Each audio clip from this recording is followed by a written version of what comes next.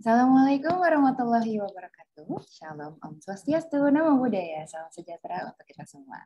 Yang terhormat kepada Bapak Aditya Babi Yuga Eskom MSc selaku Ketua Program Studi Teknik Informatika serta teman-teman Teknik Informatika yang saya banggakan.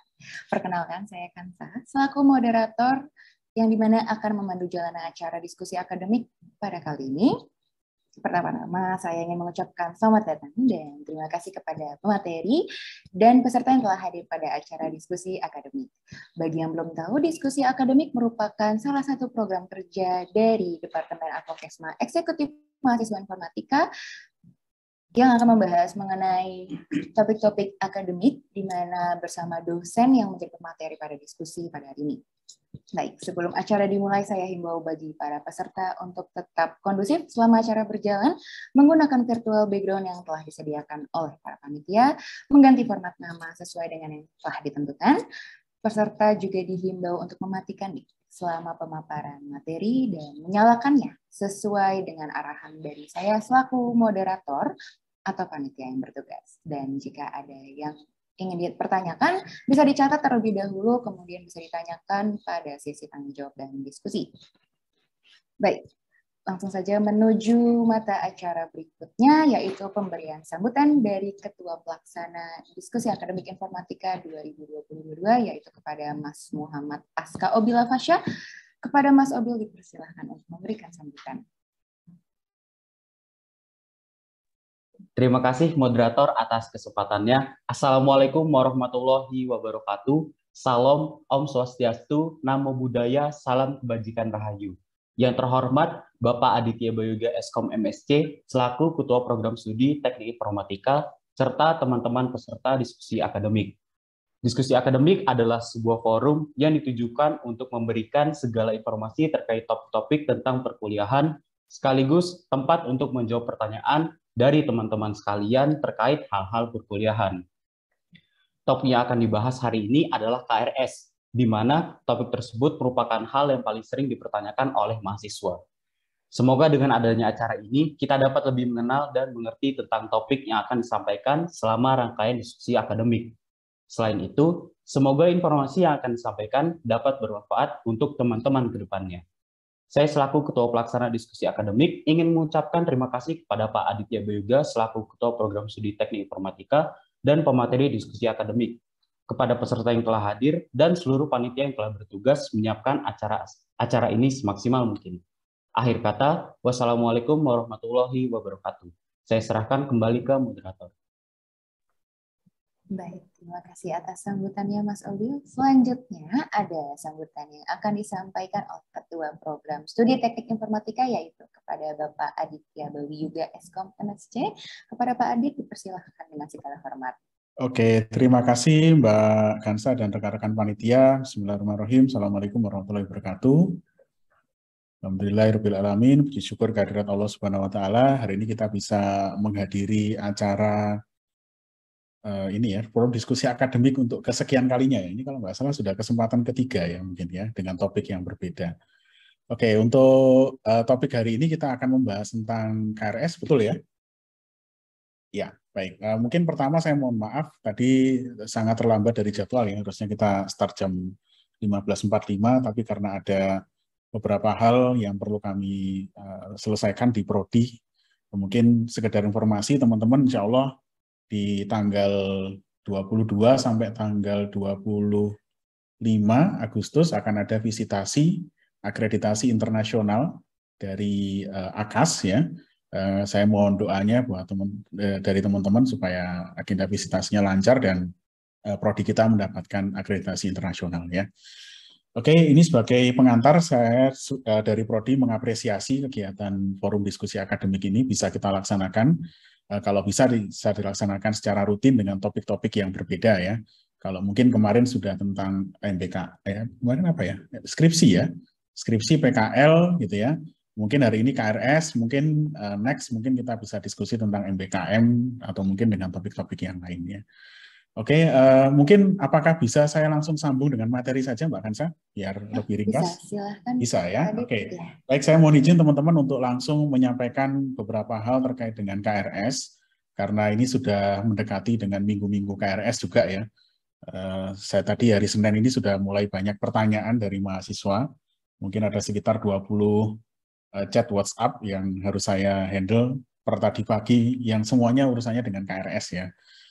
Saya juga lihat di sini pesertanya sampai 140-an ya, artinya teman-teman sepertinya butuh banyak informasi tentang KRS ya. Walaupun sebenarnya informasi itu sudah ada di web Filkom di bagian proditif, tapi mungkin ada beberapa hal yang saya pikir nanti bisa teman-teman tanyakan atau bisa teman-teman klarifikasi. Baik, sebagai pengantar untuk diskusi kita, saya mohon izin untuk share screen terlebih dahulu. Mungkin yang pengen saya share screen pertama adalah berkaitan dengan prosedur daftar ulang ya. Jadi ini prosedur daftar ulang yang sudah ada di web Filkom ya, di bagian pendidikan, prosedur pelayanan akademik, kemudian di sini ada menu tentang daftar ulang dan KRS. Mungkin beberapa informasi di sini perlu direvisi ya. Contoh yang pertama, kalau dulu memang ada tahapan pra-KRS. Kalau sekarang pra-KRS ini kita hilangkan dan langsung kepada KRS. Nah, yang kami lakukan di departemen biasanya karena kita menghilangkan tahap pra-KRS, ini kita biasanya melakukan estimasi. Jadi estimasi itu gimana? Misalkan ya, ada sebuah kelas mata kuliah wajib di semester 3. Yang semester 3 ke depan ini kan buat angkatan 2021. Nah, nanti kita melakukan estimasinya berdasarkan apa? Kita estimasi berdasarkan jumlah mahasiswa aktif angkatan 2021 di semester sebelumnya. Nah, itu kita pakai sebagai angka untuk melakukan estimasi. Kira-kira untuk kelas tadi itu kira-kira kita buka berapa kelas nih di semester depan. Nah, untuk mata kuliah wajib itu memang lebih mudah untuk melakukan estimasi. Yang mungkin agak sedikit lebih sulit adalah mata kuliah pilihan ya. Karena mata kuliah pilihan ini kan sifatnya elektif ya. Tidak semua mahasiswa akan mengambil mata kuliah pilihan itu. Sehingga biasanya kita lihat trennya. Untuk mata kuliah pilihan tertentu ini biasanya kita bisa buka 2 kelas untuk pembukaan awal, kemudian yang lain itu biasanya kita buka hanya 1 kelas. Tapi nanti angka itu bisa naik bergantung dengan minat mahasiswa terhadap sebuah mata kuliah pilihan. Jadi jangan khawatir misalkan di masa awal KRS ini Pak, kelasnya kok sudah penuh ya, disampaikan aja. Bisa disampaikan ke akademik, atau bisa juga disampaikan ke Halo Filkom, atau mungkin bisa disampaikan lewat saya. Mohon maaf mungkin kalau disampaikan lewat saya karena yang menghubungi juga cukup banyak, biasanya responnya juga tidak bisa terlalu cepat gitu ya. Nah, itu biasanya yang terjadi. Karena pra-KRS nggak ada, maka teman-teman bisa langsung masuk ke tahapan selanjutnya. Nah, tahapan selanjutnya ini disebut dengan tahap registrasi ulang. Di sini teman-teman melakukan pembayaran administrasi, ini teman-teman menyelesaikan kewajiban keuangannya, sehingga status teman-teman itu berubah dari tidak terdaftar menjadi terdaftar. Nanti saya akan jelaskan di slide mengenai beberapa status akademik dan maksudnya seperti apa. Nanti ada beberapa status akademik yang ada di dalam sistem KRS online kita. Kemudian kalau sudah melakukan pembayaran dan statusnya berubah menjadi terdaftar, maka teman-teman bisa melanjutkan dengan tahap pengisian KRS online. Nah, teman-teman bisa melakukan pemrograman dulu. Jadi bisa memprogram KRS-nya dulu. Kalau sudah memprogram KRS, bisa mengajukan konsultasi dengan dosen PA. Atau dibalik, misalkan gini, Pak saya pengen konsultasi dengan dosen PA dulu baru memprogram KRS. Boleh, silakan. Tapi yang jelas di akhir, Anda harus memastikan bahwa dosen PA Anda itu sudah melakukan verifikasi terhadap ajuan KRS Anda. Jangan sampai sudah masuk ke minggu perkuliahan, KRS Anda belum terverifikasi oleh dosen. Ini menurut peraturan harusnya KRS-nya dibatalkan. Jadi kalau ada mahasiswa misalkan sudah ngisi KRS kok belum diverifikasi oleh dosennya, nah ini bisa jadi nanti di awal semester akan dilakukan rekonsiliasi data dan teman-teman bisa jadi nanti akan dibatalkan status aktifnya. Nah ini saya pikir perlu untuk diperhatikan agar tidak terjadi kondisi seperti itu. Kemudian kalau misalkan gini, Anda sudah mengisi KRS, sudah diverifikasi oleh dosen, tapi kemudian Anda pengen menambah atau membatalkan kelas. Nah, itu ada prosedur namanya batal tambah.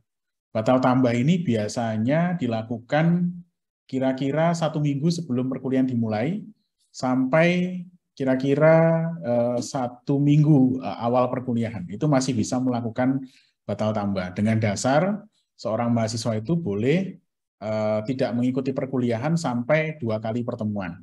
Karena kan wajib hadir di perkuliahan itu kan 80% ya. Kalau 80% dikali dengan 14 pertemuan, jadi sisanya tinggal 2 pertemuan yang teman-teman boleh tidak hadir di perkuliahan. Sehingga biasanya batal tambah ini hanya sampai 1 minggu awal perkuliahan. Nah, prosedurnya gimana? Teman-teman tinggal mengisi perubahan mata kuliah atau form batal tambah di Philcom Apps, kemudian mencetak formnya, kemudian Anda melakukan konsultasi dengan dosen PA Anda. Gitu ya. Itu beberapa tahapan berkaitan dengan KRS, teman-teman ya. Nah, berikutnya mungkin saya akan menyampaikan terkait dengan beberapa aspek akademik yang ini sebenarnya sudah selalu disampaikan pada saat PK2 Maba, itu pasti disampaikan. Kemudian yang kedua pasti disampaikan juga oleh dosen PA Anda, dan ini sudah tercetak juga pada aturan akademik universitas maupun aturan akademik fakultas. Jadi teman-teman sebenarnya harusnya sudah paham dari awal ya.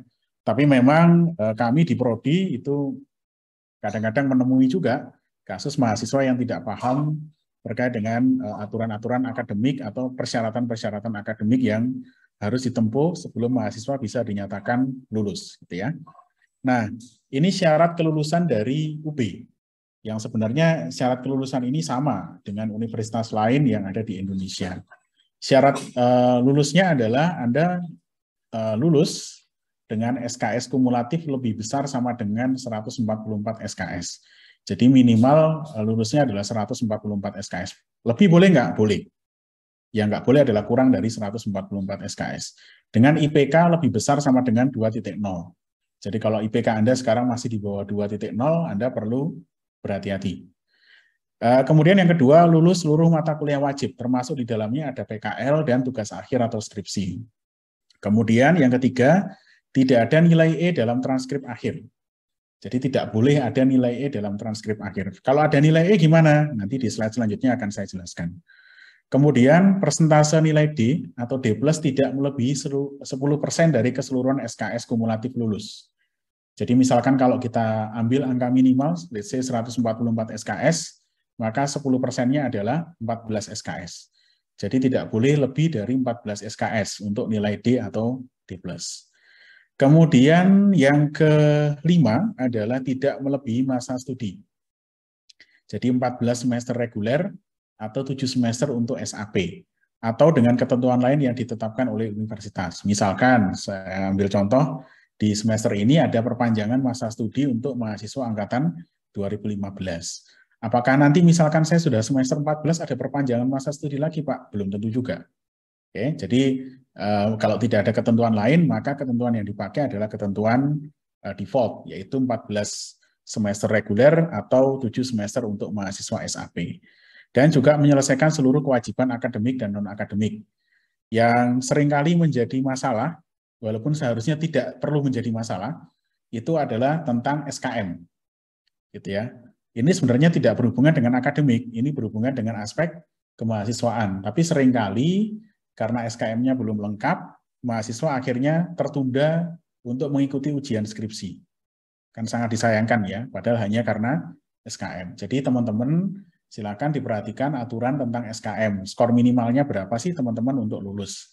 Nah, kira-kira saya sudah mengumpulkan berapa skor, kemudian saya kurang berapa, dan saya harus melakukan apa. Oke ya. Nah, SKM itu sebenarnya sudah bisa Anda cicil untuk dimasukkan di Philcom Apps sejak sekarang. Misalkan teman-teman sudah lulus PK2 ya, nah itu dimasukkan aja sertifikat PK2-nya, bukti kelulusannya ke Philcom Apps, sehingga nanti Anda bisa tahu skor Anda berapa. Jangan ketika Anda mau ujian skripsi baru mengurus SKM. Ini biasanya yang menghambat gitu ya, yang menghambat teman-teman untuk mengikuti ujian skripsi. Padahal ini tidak ada kaitan langsung dengan aspek akademis. Kemudian juga yang tidak kalah penting adalah penyelesaian seluruh kewajiban keuangan. Jangan sampai teman-teman masih memiliki tunggakan dan seterusnya. Nah, itu kalau bisa segera diselesaikan. Kalau memang teman-teman misalkan ada perubahan kondisi keuangan keluarga, misalkan dari yang dulunya sangat mampu, kemudian karena dampak COVID misalkan ada penurunan income dari orang tua sehingga berpengaruh terhadap kemampuan Anda untuk membayar perkuliahan, yaitu segera disampaikan ke keuangan. Barangkali ada ada pertimbangan-pertimbangan khusus gitu ya. Tapi saya tidak bisa menjanjikan, tapi paling tidak bisa diusahakan untuk berdiskusi dengan pihak keuangan atau pihak wakil dekan 2. Gitu ya. Itu syarat kelulusan di UB secara umum. Nah, sekarang mungkin ada pertanyaan, Pak, kalau nilai saya E atau nilai saya D+, kira-kira bagaimana memperbaiki nilai mata kuliah saya? Ada 3 cara ya, teman-teman. Yang pertama, teman-teman bisa mengulang mata kuliah pada semester reguler atau antara. Tapi untuk reguler, ingat, maksimal hanya bisa mengambil 24 SKS, dan semester antara hanya 9 SKS. Kemudian, opsi kedua, menempuh ujian khusus. Jadi memang ada mekanisme remedial yang disebut dengan ujian khusus. Tapi ini maksimal hanya 9 SKS, dan dilakukan pada masa akhir studi. Jadi misalkan teman-teman sudah skripsi minimal P2 gitu ya, atau P1 boleh teman-teman mengajukan ujian khusus. Dan hanya untuk mata kuliah yang sifatnya mengulang, bukan untuk mata kuliah yang baru mengambil. Oke, jadi misalkan teman-teman belum mengambil mata kuliah basis data, kemudian teman-teman pengen menempuh ujian khusus, nah itu tidak bisa. Jadi ini sifatnya hanya untuk memperbaiki nilai saja. Dan satu lagi yang belum saya tuliskan di sini, untuk ujian khusus nilai maksimal adalah C. Jadi Anda tidak bisa mendapatkan nilai lebih dari C untuk ujian khusus. Ya. Kemudian yang ketiga, Anda bisa juga melakukan penghapusan mata kuliah pilihan dari transkrip. Jadi hanya mata kuliah pilihan saja yang bisa Anda hapus dari transkrip. Dengan syarat, yang pertama, setelah dihapus, SKS kumulatif lulus nantinya sudah atau masih lebih besar sama dengan 144 SKS. Jadi misalkan Anda sudah menempuh 150 SKS, kalau ditambah dengan skripsi jadi 156. Boleh nggak Pak mata kuliah pilihannya saya hapus beberapa? Boleh, asalkan nantinya setelah dihapus, itu tetap lebih besar sama dengan 144 SKS. Dan skripsinya minimal sudah P2 sebelum mengajukan seminar hasil. Jadi kalau sekarang sudah punya tabungan nilai E untuk mata kuliah pilihan, ya nggak apa-apa, disimpan dulu aja tabungannya. Gitu ya. Nah, ini berkaitan dengan status akademik. Ya, mungkin teman-teman kenalnya kan tidak terdaftar sama aktif gitu ya. Sebenarnya ada status akademik yang lain yang dimasukkan di dalam sistem. Status yang pertama adalah status aktif. Ini sudah jelas ya, mahasiswa sudah daftar ulang dan sudah memprogram KRS. Yang kedua, statusnya terdaftar. Kalau terdaftar ini mahasiswa hanya melakukan daftar ulang, tapi tidak melakukan program KRS. Kemudian yang ketiga, tidak terdaftar. Ini mahasiswa belum melakukan daftar ulang. Kemudian lulus kuliah, ini mahasiswa sudah menyelesaikan proses yudisium. Kemudian ada yang disebut dengan terminal. Ini mahasiswa mengajukan cuti atau terminal akademik. Nah, sebagai catatan, tagihan tetap akan muncul jika mahasiswa mengajukan cuti atau terminal setelah batas tanggal pada sebuah semester. Jadi pada setiap semester itu pasti ada batas tanggal untuk mengajukan terminal. Kalau Anda memang berniat terminal pada semester itu, ajukan sebelum batas tanggal tadi. Karena ketika sudah melewati batas tanggal, maka nanti akan dianggap sebagai cuti bayar. Cuti bayar itu maksudnya Anda tetap dikenakan tagihan walaupun status Anda cuti. Oke ya, jadi ini harus Anda perhatikan betul-betul. Anda harus bisa merancang studi Anda, kira-kira semester ini saya mau aktif atau mau terminal. Oke, sepanjang Anda tidak punya alasan untuk terminal, sebaiknya tidak terminal. Karena terminal ini selama studi ini maksimal hanya 4 kali saja. Oke ya, ini status kelima, kemudian status keenam adalah mengundurkan diri. Ini mahasiswa mengajukan pengunduran diri. Kemudian drop out, mahasiswa sudah diproses drop out oleh fakultas. Dan yang terakhir adalah blokir. Jadi blokir ini adalah status antara, karena masa studi habis atau atas usulan fakultas. Ada satu status lagi yang mungkin belum saya sampaikan di sini, namanya evaluasi studi. Ini biasanya mahasiswa yang tidak lolos evaluasi studi tahunan. Jadi setiap tahun itu kan ada, misalkan di tahun pertama itu IPK-nya harus berapa dan SKS lulusnya berapa. Kalau kurang dari syarat itu, maka mahasiswa akan berstatus evaluasi studi dan tidak bisa melakukan KRS. Oke ya, itu status akademik. Ya. Maaf, memotong, tapi Nah, sepertinya share screen-nya belum berubah ke PowerPoint atau oh, maaf. Oke, kalau sekarang gimana? sudah terlihat, Pak. Terima Oh, sudah ya. kasih. Oh, dari tadi saya nggak ini ya. Tapi penjelasannya sudah dapat ya, teman-teman ya.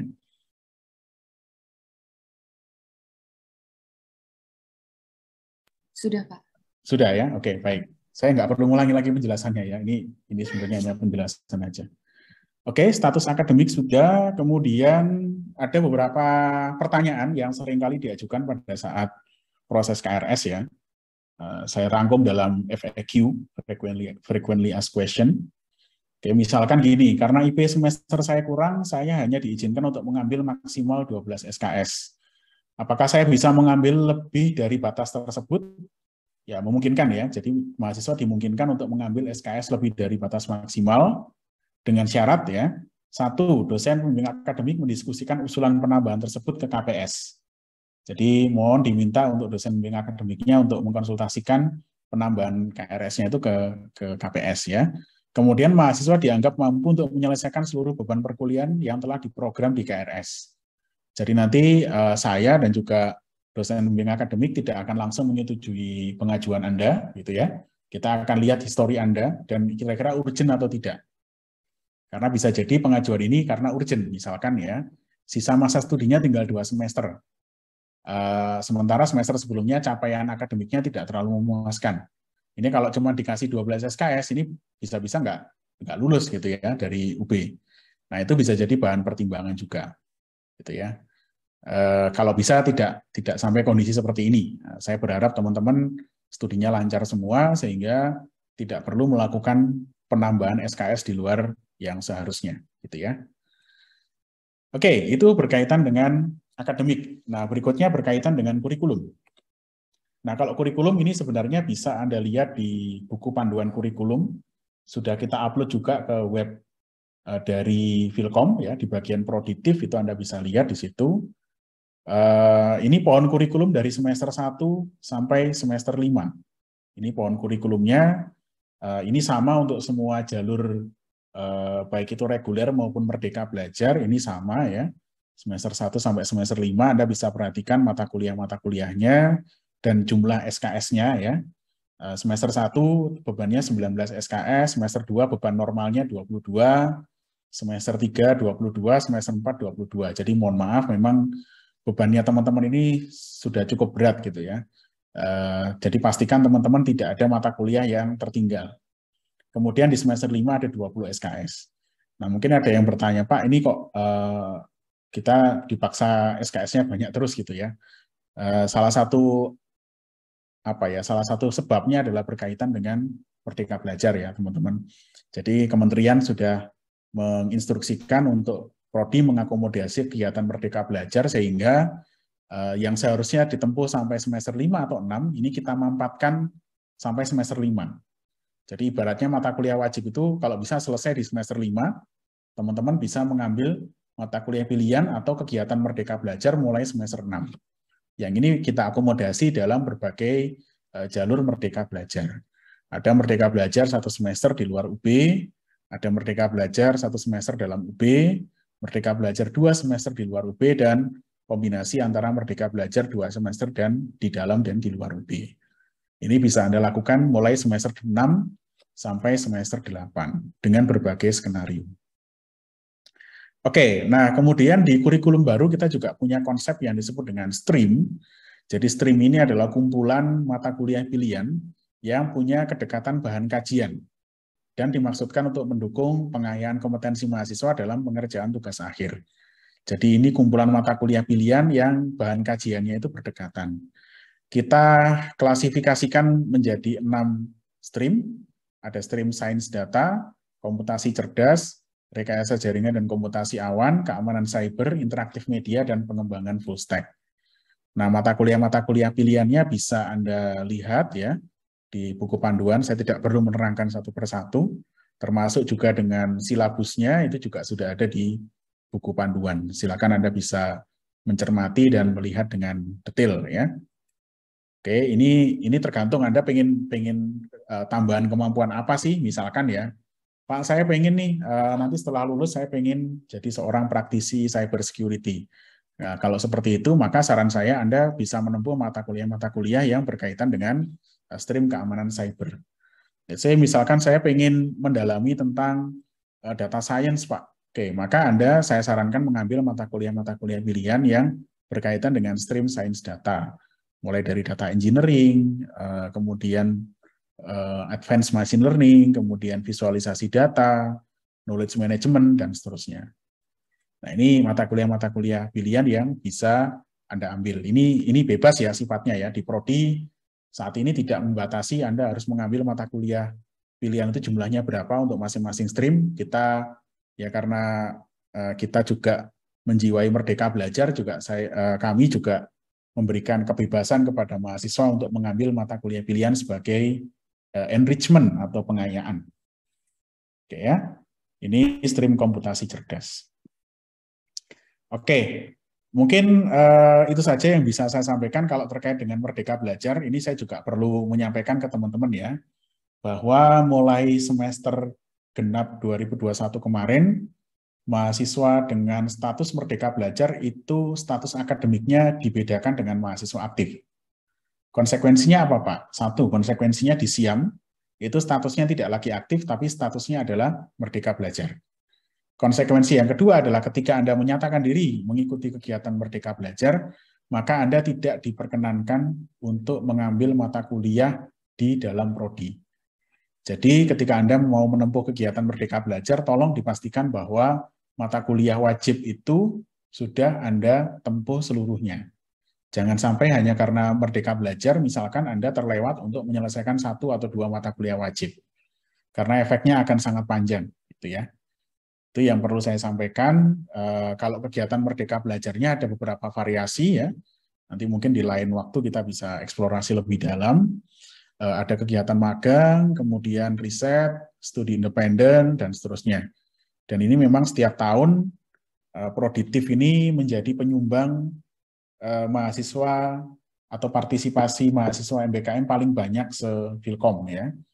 Kalau semester kemarin itu kita sampai lebih dari 150 mahasiswa, semester sebelumnya bahkan sampai sekitar hampir 200 juga ya.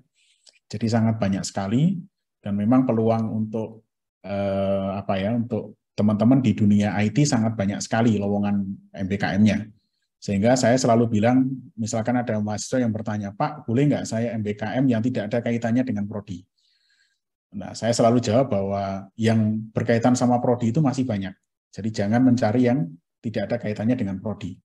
Kecuali memang daftar kegiatan MBKM yang tidak berkaitan dengan prodi itu sangat banyak, dan yang berkaitan dengan prodi itu sangat sedikit sekali. Itu mungkin baru saya izinkan. Tapi sepanjang tren yang ada sekarang itu masih berlangsung, artinya lowongan-lowongan MBKM yang berkaitan dengan IT itu sangat banyak, maka saya tidak mengizinkan mahasiswa untuk melakukan kegiatan MBKM di luar profil lulusan prodi. Gitu ya. Oke, itu yang bisa kami sampaikan berkaitan dengan aktivitas MBKM dan juga akademik dan juga terkait dengan kurikulum. Berikutnya mungkin kita lebih banyak ke sesi diskusi dan tanya jawab ya teman-teman. Terima kasih, saya kembalikan ke moderator. Terima kasih kepada Pak Adit yang telah memberikan materi mengenai KRS. Selanjutnya kita akan menuju sesi tanya jawab dan diskusi. Bagi para teman-teman yang ingin bertanya, dipersilahkan untuk menggunakan fitur raise hand dan bisa mengajukan pertanyaan secara langsung kepada Pak Adit, atau mungkin bisa juga menggunakan fitur chat yang akan saya bacakan nantinya. Silahkan teman-teman, bisa langsung raise hand saja atau diketik menggunakan. Ya. Monggo, dari kolom chat boleh, raise hand juga boleh, silakan. Ini mestinya banyak pertanyaan. Ini ya. Sudah ada Pak, dari Mas Ramaditya. Selamat sore, untuk semester ini KRS mahasiswa SAP bisa diajukan melalui apa ya Pak? Karena di semester sebelumnya mahasiswa SAP mengajukan KRS melalui Google Form yang diberikan oleh Bapak, dan sampai saat ini belum ada link untuk bisa mengajukan KRS. Baik. Terima kasih sudah diingatkan Mas Rama ya. Jadi memang untuk mahasiswa SAP ini perlakuannya agak sedikit spesial ya. Kenapa? Karena memang nilai dari yang sebelumnya itu kadang-kadang tidak sepenuhnya bisa diakui ya. Jadi bisa jadi ada masalah berkaitan dengan mata kuliah yang bisa diambil, terutama terkait dengan prasyarat ya. Oke, nah nanti mungkin dalam minggu ini segera kami rilis untuk Google Form untuk pengisian KRS-nya, dan nanti KRS-nya akan diisikan oleh operator. Ya, terima kasih Mas Rama sudah diingatkan, nanti dalam minggu ini kita akan segera rilis untuk Google Form-nya. Oke. Selanjutnya ada pertanyaan dari Mas Nathanael Victor Dareno. Selamat sore Pak, kenapa mata kuliah Pancasila tidak ada di KRS ya Pak? Ya, baik, terkait dengan mata kuliah Pancasila, memang tadi saya sudah koordinasi dengan departemen, teman-teman. Jadi yang melakukan plotting kelas, plotting dosen ini bukan prodi ya, teman-teman, tapi departemen. Jadi satu level di atas prodi. Prodi ini hanya mengusulkan pembukaan mata kuliah saja. Jadi misalkan semester ini dibuka mata kuliah apa dan jumlahnya berapa, itu aja. Ini kita serahkan ke departemen, kemudian departemen akan koordinasi dengan fakultas. Nah, kebetulan mata kuliah Pancasila ini adalah mata kuliah yang dieksekusi bukan oleh Filkom, tapi dieksekusi oleh MKU. Jadi ada lembaga namanya MKU di universitas, itu yang mengelola mata kuliah lintas dan wajib. Misalkan ya, Pancasila, kewarganegaraan, kemudian agama, itu dikelola oleh MKU seluruhnya. Nah, tadi sudah saya sampaikan ke departemen, untuk semester ini kita punya kebutuhan 8 kelas, sementara ini yang disediakan oleh MKU itu masih 4 kelas. Ini sedang kita usahakan supaya kita bisa menambah 4 kelas baru, supaya teman-teman bisa menempuh pendidikan Pancasila. Gitu ya. Oke, mudah-mudahan dalam minggu ini sudah bisa solving masalahnya ya. Ya. Terima kasih Pak. Selanjutnya ada pertanyaan dari Mas Muhammad Ilham Alfidinuni. Selamat sore Pak Adit, izin bertanya. Apabila kita sudah mengisi KRS, namun ketika hendak menghubungi dosen PA, dosen tersebut sulit dihubungi tanpa adanya kejelasan. Solusi untuk hal ini bagaimana ya Pak? Terima kasih. Oke, nanti silakan mengkontak saya secara personal Mas Ilham ya. Dosen PA-nya siapa, dan mungkin nanti saya bantu untuk menyampaikan ke dosennya. Ya. Baik, untuk teman-teman bisa langsung. Oke, silakan. Kalau ada pertanyaan, monggo bisa disampaikan. Atau Mas Ilham juga bisa menulis di Halo Filkom ya. Jadi teman-teman sudah ada wadah untuk menyampaikan, dalam tanda kutip, menyampaikan keluhan atau mungkin menyampaikan permintaan gitu, bisa disampaikan lewat Halo Filkom atau langsung ke saya juga boleh. Ya. Oke. Monggo silakan teman-teman yang mungkin mengalami kendala dengan KRS atau mungkin punya pertanyaan terkait dengan merancang masa studi gitu ya. Oke, mungkin sambil menunggu pertanyaan yang lain, saya punya beberapa hal yang perlu saya sampaikan. Jadi setiap akhir semester itu Prodi selalu mengirimkan evaluasi studi bagi mahasiswa yang sudah lulus semester, sudah masuk ke semester 8 atau lebih, misalkan semester 9, 10, dan seterusnya, tapi SKS lulusnya kurang dari 134 SKS. Artinya kalau kurang dari 134 SKS kan berarti selain PKL dan skripsi, mata kuliahnya juga bermasalah gitu ya, saya asumsikan begitu. Nah itu selalu kami kirimkan email pemberitahuan bahwa memang Anda bermasalah terkait dengan studi Anda, dan biasanya saya minta untuk mengisi form assessment pribadi. Jadi di form assessment pribadi itu sudah ada nama mata kuliah yang nanti akan saya tempuh di semester ini apa, planning semester depan gimana, planning semester depannya lagi gimana. Jadi itu saya mengharapkan teman-teman juga kalau misalkan mendapatkan email seperti itu, segera di follow up, kemudian diisi formnya, kemudian didiskusikan dengan dosen PA. Oke ya. Oke, ada pertanyaan juga dari Veronica ya. Iya, benar Pak. Mungkin saya bacakan dulu dari Mbak Veronica. Selamat sore Pak Adit, izin bertanya, apabila sudah dinyatakan lulus MBKM dan masih ada mata kuliah wajib jika nilai di kampus sebelumnya kurang untuk anak SKP, bagaimana ya Pak? Oke, kalau ini tergantung begini ya Mbak Veronica ya. Kalau untuk mahasiswa SAP kan teman-teman untuk yang 2021 kebijakannya adalah teman-teman ada mata kuliah wajib yang harus ditempuh, gitu ya. Selain di luar mata kuliah pilihan. Jadi memang ada mata kuliah yang diakui, kemudian ada mata kuliah yang harus ditempuh. Gitu. Nah, yang harus ditempuh itu yang harus diselesaikan. Kalau memang nilai mata kuliah wajib yang harus ditempuh itu masih belum lulus, misalkan nilainya E gitu ya, misalkan, maka itu harus ditempuh ulang pada semester reguler atau pada semester pendek, gitu ya. Selanjutnya Ya. ada pertanyaan kembali dari Mas Alifi Lazuardi Gunawan. Selamat sore, Ya. apa memungkinkan dibuka kelas baru karena kelas pada mata kuliah tersebut telah penuh? Oke, memungkinkan Mas. Disampaikan saja lewat akademik atau lewat Halo Filkom ya. Disampaikan aja mata kuliah yang penuh itu apa, sehingga nanti bisa kita alokasikan untuk pembukaan kelas baru. Gitu ya. Selanjutnya dari Mas Resnu Wahyu Adabi. Ini ada dari Mas Farid Syauqi ini ya? Iya Pak. Ya. Mungkin tadi dari Mas Resnu dulu mungkin Pak. Selamat sore Pak, izin bertanya untuk mata kuliah keamanan sistem pada stream cyber, keamanan sistem pada kurikulum seharusnya dibuka di semester genap. Namun di semester genap kemarin mata kuliah tersebut tidak dibuka kelasnya. Apakah dimungkinkan dibuka kelas untuk mata kuliah keamanan sistem pada semester ini Pak? Ya, kemarin itu sebenarnya harusnya kita buka Mas Resnu ya. Cuman memang karena kita di Filkom itu ada kebijakan begini. Kalau ada sebuah kelas yang dibuka dan peminatnya kurang dari 10, maka kelas tadi tidak akan dibuka. Itu yang jadi concern ya. Nah, sementara di semester lalu itu ada banyak sekali mahasiswa yang beraktivitas di luar kampus lewat kegiatan MBKM. Sehingga itu pasti sedikit banyak akan mengurangi jumlah mahasiswa yang mengambil mata kuliah pilihan. Sehingga beberapa mata kuliah pilihan itu harus ditutup karena jumlah pesertanya kurang dari 10. Nah, kalau apakah dibuka atau tidak di semester ganjil, sepertinya tidak Mas Resnu. Jadi kita akan berfokus atau memprioritaskan untuk membuka mata kuliah pilihan di semester ganjil.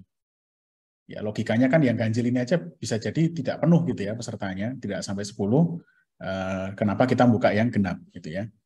Karena semester ini juga cukup banyak juga teman-teman angkatan 2019 yang sudah merencanakan untuk mengikuti kegiatan MBKM. Yang itu otomatis pasti akan mengurangi jumlah peserta mata kuliah pilihan.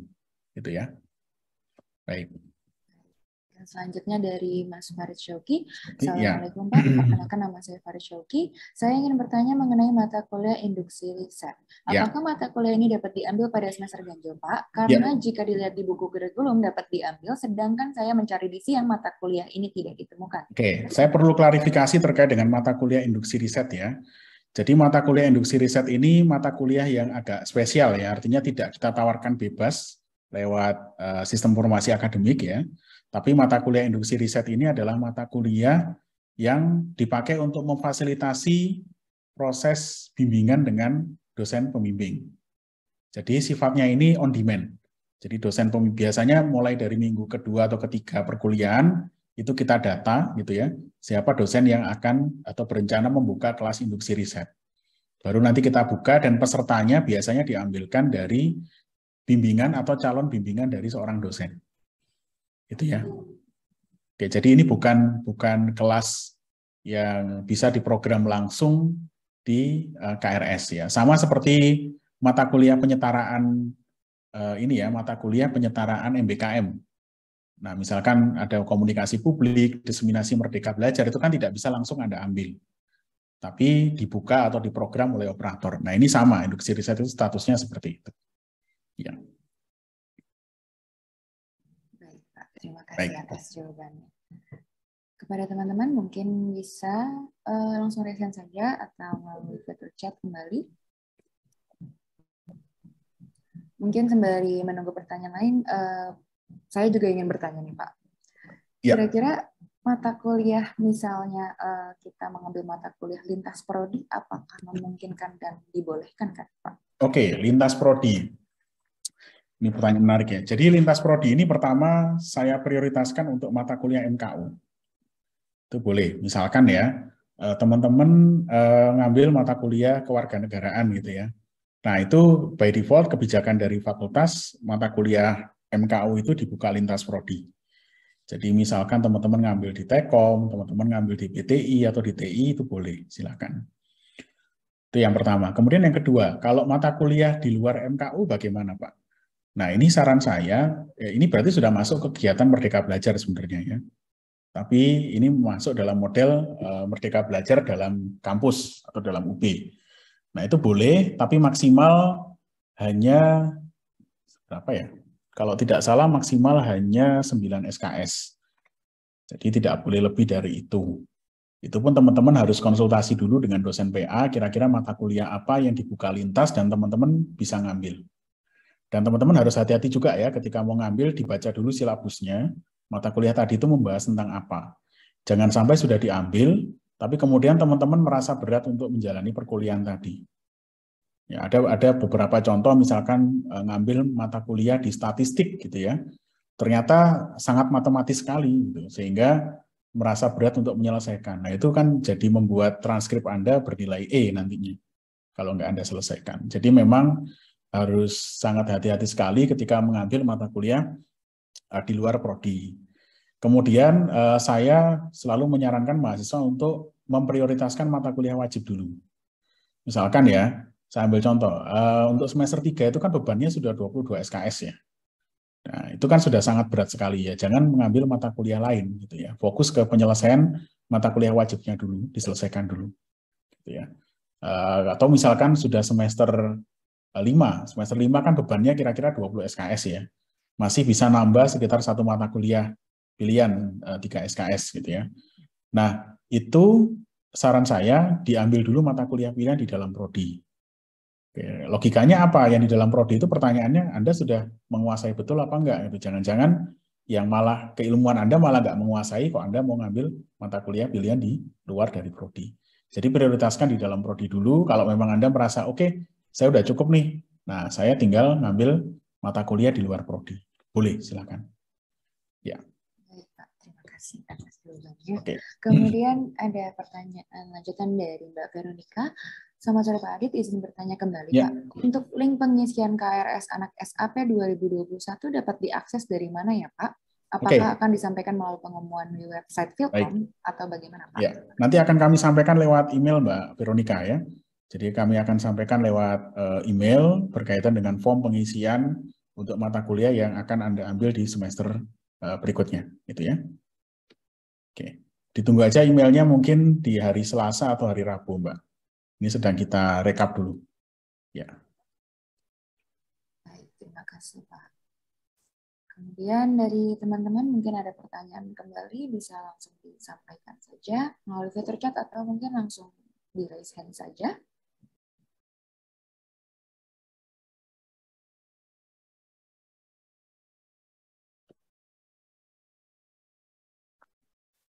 Oh iya teman-teman, saya mungkin menambahkan beberapa hal lagi ya terkait dengan bimbingan akademik ya. Nanti akan kami sampaikan juga lewat email untuk mahasiswa terkait ya. Mungkin terkait dengan pergantian dosen PA ya. Jadi mahasiswa beberapa dosen PA ini kan ada yang sudah purna tugas, kemudian juga ada yang studi lanjut ya, baik semester ini ataupun mulai semester depan. Nah ini sudah kita alihkan proses bimbingannya. Saya ambil contoh misalkan bimbingan dari Pak Randy, Bu Yuwita, kemudian Pak Sigit, kemudian Pak Sutrisno. Nah itu sudah kita alihkan ke dosen yang lain. Hari ini mungkin sudah kita eksekusi pengaliannya di sistem. Nanti tinggal kita umumkan saja ke mahasiswa yang terkait supaya menghubungi dosen pembimbing akademik yang baru. Gitu ya. Ya. Baik Pak, terima kasih atas informasi. Oke, baik. Ada pertanyaan lagi dari teman-teman, silakan. Teman-teman, silakan mungkin bisa menggunakan fitur chat atau bisa langsung saja disampaikan secara langsung.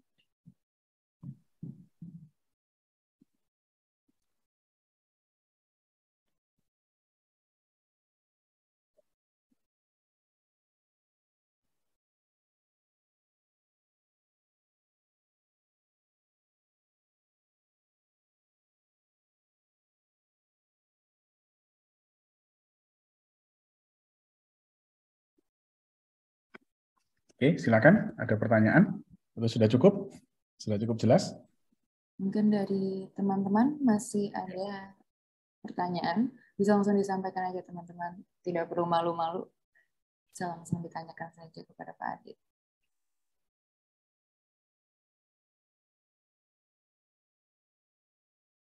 Oh iya, mungkin Pak, saya mungkin izin bertanya kembali. Oke, silakan, mengenai kelas Pancasila tadi, mungkin apakah kita perlu mengeceknya secara berkala atau bagaimana ya? Ya, boleh Mbak. Bisa dicek secara berkala. Tadi sudah saya sampaikan ke departemen untuk segera di follow up ke MKU, karena mungkin prosesnya perlu koordinasi dengan MKU dulu ya. terkait dengan jumlah kelas yang nantinya akan disediakan. Kita usahakan mudah-mudahan minggu ini permasalahannya sudah bisa diselesaikan, gitu ya. Ya. Kalau untuk kewarganegaraan itu juga mestinya sudah bisa lintas.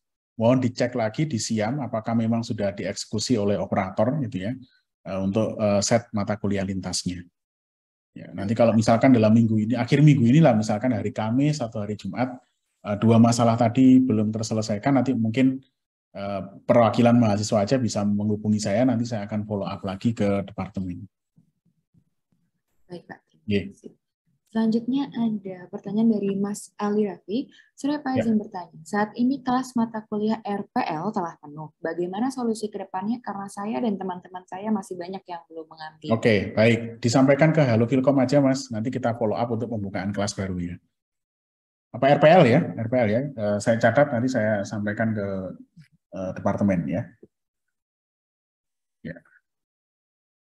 Selanjutnya ada pertanyaan dari Mas Rama Sakti. Selamat sore Pak Adit, izin bertanya. Untuk menemukan informasi tentang DPA kita di mana ya Pak? Untuk menghubunginya nanti. Oke, kalau nama DPA-nya itu pasti ada di SIAM. Di SIAM pasti ada nama dosen PA-nya siapa, itu bisa terlihat. Kalau untuk kontaknya, teman-teman sementara bisa kontak lewat email. Kan email tiap dosen itu kan dipajang ya di webnya Filkom ya. Monggo, silakan dikontak dulu lewat email. Kemudian kalau memang tidak merespon sampai lebih dari 1 minggu, bisa disampaikan lewat Halo Filkom, atau ke saya juga bisa. Ya. Baik, selanjutnya ada pertanyaan dari Mas Arya Maulizar. Selamat sore Pak, izin bertanya Pak. Saya dari angkatan 2021 masih belum pernah melakukan pengisian KRS manual. Jadi belum terbayang apa saja yang harus dilakukan di SIAM nanti Pak. Mungkin bisa tolong dijelaskan. Oke, kalau untuk di SIAM sebenarnya sudah ada, tadi sudah saya tampilkan Mas Arya ya. Prosedurnya juga sudah ada di webnya Filkom, Mas Arya bisa mengikuti alurnya. Intinya Mas Arya nanti bisa mengisi mata kuliah yang akan diprogram di semester, kalau 2021 berarti semester 3 ya. Di semester 3 itu Anda bisa lihat dari buku pedoman akademik, mata kuliah yang ditawarkan pada semester itu apa saja. Kemudian Anda pilih kelasnya, kemudian nanti kalau sudah Anda mengontak dosen pembimbing akademik. Itu kira-kira pengajuan mata kuliah itu sudah sesuai atau tidak, gitu ya. Oke, intinya secara garis besar seperti itu. Kemudian Mas Arya menghubungi dosen PA, kemudian meminta atau memohon bantuan dosen PA atau berkonsultasi dulu ya kali ya, berkonsultasi dulu dengan dosen PA. Kemudian kalau sudah disetujui, nanti dosen PA akan melakukan validasi terhadap pengajuan KRS Anda. Gitu. Ya.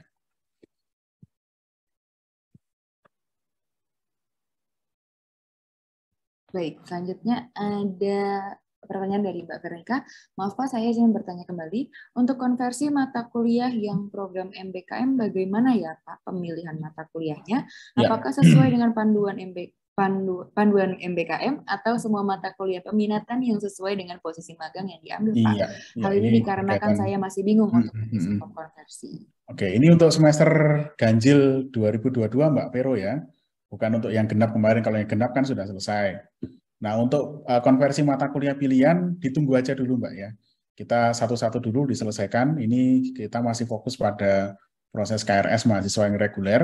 Untuk yang MBKM nanti akan kami kumpulkan dulu. Jadi teman-teman dipastikan lolos dulu dari seleksi MBKM. Kalau sudah nanti kita akan koordinasikan untuk masalah konversi SKS-nya. Kenapa harus seperti itu? Karena memang nantinya kita perlu melakukan assessment. Jadi tidak sembarang kita naruh mata kuliah pilihan sebagai konversi. Jadi itu harus dilakukan assessment dulu, teman-teman lulusnya di program apa, kemudian kira-kira program ini cocoknya dengan mata kuliah apa, kan itu harus dilakukan assessment dulu ya. Dan itu ada proses yang cukup panjang juga, jadi mohon ditunggu aja. Kalau untuk KRS-nya teman-teman pokoknya sesuai dengan sudah mendaftar pada unit MBKM dan menyatakan diri sudah lulus dan diterima, ada buktinya, teman-teman nanti akan di-set statusnya menjadi Merdeka Belajar. Gitu. Mungkin untuk 1 atau 2 minggu awal teman-teman statusnya mungkin masih akan terdaftar. Nah, untuk mata kuliah konversi MBKM itu nanti akan dimasukkan oleh operator. Jadi teman-teman yang mungkin ikut MBKM dan sudah dipastikan lolos, tidak perlu mengisi KRS. KRS-nya nanti akan diisikan oleh operator. Teman-teman tinggal mengikuti prosedur yang sudah disampaikan oleh unit MBKM. Gitu ya. Itu saja untuk yang MBKM. Dan saya perlu memberikan catatan lagi teman-teman, kalau teman-teman mengikuti aktivitas MBKM, maka tidak diperkenankan untuk mengambil mata kuliah di dalam prodi. Itu sudah menjadi ketentuan dari Dikti, sehingga Anda tidak boleh mengambil mata kuliah di dalam prodi sambil Anda menempuh aktivitas MBKM. Ya. Jadi ya, memang harus milih ya, kalau memang Anda MBKM, ya sudah MBKM di luar prodi aja. Tapi kalau memilih di dalam prodi, ya silakan. Gitu. Ya. Oke, ada pertanyaan lain dari teman-teman? Silakan. Silahkan kalau ya teman-teman, mungkin bisa langsung saja raise hand. Atau kembali menggunakan fitur chat juga tidak lupa teman-teman disampaikan saja bila ada pertanyaan. Monggo silakan disampaikan. Nggak ada? Oke.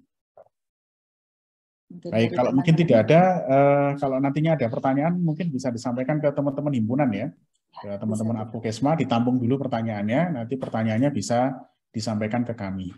Nah, saya juga mohon bantuan dari teman-teman Advokesma kalau memang nantinya dari teman-teman mahasiswa itu ada ada semacam keluhan, misalkan kelasnya kok sudah penuh ya, tolong ditampung dulu kemudian disampaikan ke kami. Gitu ya. Jadi biasanya tiap semester ini kami kerjasama dengan Advokesma, selain kami menjaring dari Halo Filkom, kemudian menjaring dari yang disampaikan langsung ke prodi atau departemen, itu juga kita menjaring dari Advokesma. Jadi mohon bantuan untuk menampung keluhan-keluhan teman-teman yang bermasalah dengan KRS, termasuk dengan mata kuliah yang kelasnya sudah penuh. Jadi tolong direkap dan nanti akan kami jadikan bahan untuk membuka kelas baru. Gitu ya. Oke. Baik, Pak. Baik. Kami laksanakan. Terima kasih. Baik, seperti yang mungkin Pak Adit bisa dicukupkan Mbak Elsa ya? Bisa. Ya. Sekian dari mungkin dari Pak Adit, apakah ada tambahan lain? Baik, mungkin closing statement ya teman-teman. Terima kasih banyak sudah mengundang di agenda forum diskusi akademik. Mudah-mudahan nanti bisa kita adakan dengan topik yang berbeda ya di tiap semester. Saya pikir topik KRS ini menjadi topik yang penting karena saya menyadari beberapa teman-teman, terutama angkatan 2021, baru pertama kali melakukan KRS ya. Ya senior Anda juga sama ya, di tahun 2020 juga sama, waktu itu di semester 3 juga pasti pertama kali melakukan KRS gitu ya. Tapi lama-lama teman-teman akan mulai terbiasa dengan proses merancang studi. Jadi jangan menganggap KRS itu sebagai proses yang berat, oke? Tapi anggap aja itu sebagai proses Anda belajar memplanning studi Anda gitu ya. Kira-kira semester ini saya mengambil mata kuliah apa, semester depan saya ngambil mata kuliah apa. Jadi lebih kepada perencanaan perkuliahan. Ya. Oke, itu saja yang bisa kami sampaikan. Terima kasih. Sekali lagi saya kembalikan ke moderator. Baik Bapak, saya selaku moderator mewakili teman-teman panitia diskusi akademik mengucapkan terima kasih sebesar-besarnya kepada Bapak atas ketersediaannya memberikan materi. Sesuai seperti apa yang dikatakan Pak Adit tadi, apabila teman-teman masih memiliki pertanyaan mengenai KRS, dapat langsung disalurkan melalui aspirasi yang akan kita buka pada akun resmi HMIF atau pada link yang telah dikirim oleh panitia melalui kolom komentar. Saya selaku moderator juga berterima kasih kepada teman-teman teknik informatika atas antusiasmenya yang telah diberikan. Baik, sebelum mengakhiri acara, untuk teman-teman yang hadir di sini mungkin bisa mengisi form yang telah disediakan oleh para panitia di kolom komentar sebagai bukti kehadiran. Tak terasa kita telah sampai pada penghujung acara. Bagi teman-teman yang ingin mendapatkan kesimpulan dapat ditunggu melalui press release yang akan diunggah di akun resmi HMR. Semoga apa yang kita lakukan pada hari ini mendapatkan manfaat dan keberkahan bagi kita semua. Mohon maaf bila ada kesalahan. Saya Kansa sebagai moderator pamit undur diri. Selamat sore. Wassalamualaikum warahmatullahi wabarakatuh.